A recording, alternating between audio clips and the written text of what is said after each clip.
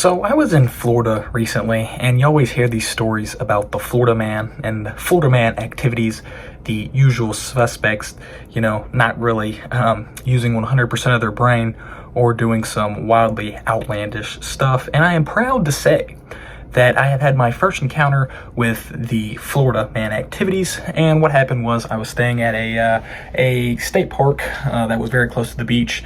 And in the state park, there was a bay area. Obviously, bay areas, you have people out and about in their boats, right? And this one boat, obviously, just so happened to get beached. There was a shallow area in the bay, and the boat got stuck there. And when I say stuck, it got stuck. That thing was not moving. So anyways, it was stuck there for probably about 2 hours.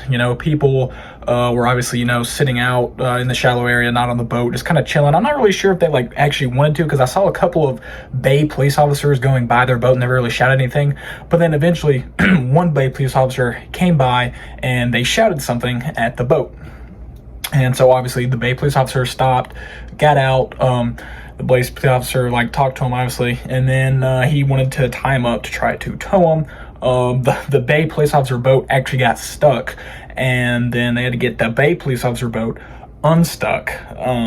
So after they did that, then the Bay police officer boat took the rope and started to attempted to pull the boat that was stuck in the bay out of the water. Obviously to futile attempt, because the police officer boat was incredibly small and had very limited power. And while this not really might seem like the type of a Florida man activities, the boat should have not been beached in the first place, because there were ample markers to signal where you're supposed to go. In the bay, there were wooden posts that you were supposed to stay inside of. Not only that, there were white markers to show where the shallow areas were.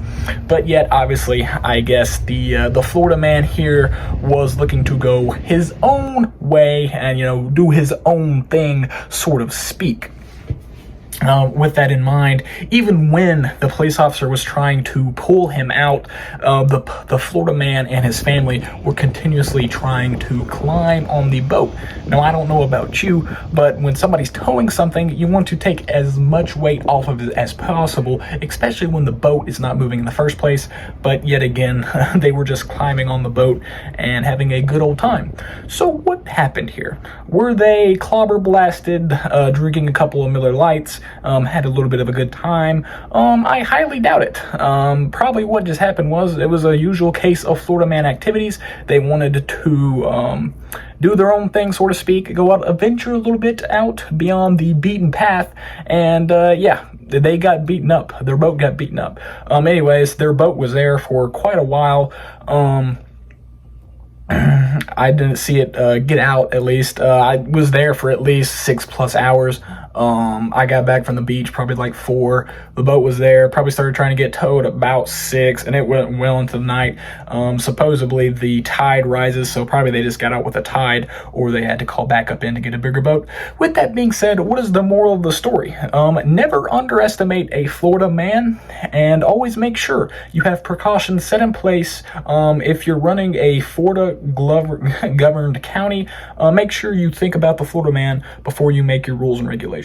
With that being said, stay safe and stay hydrated.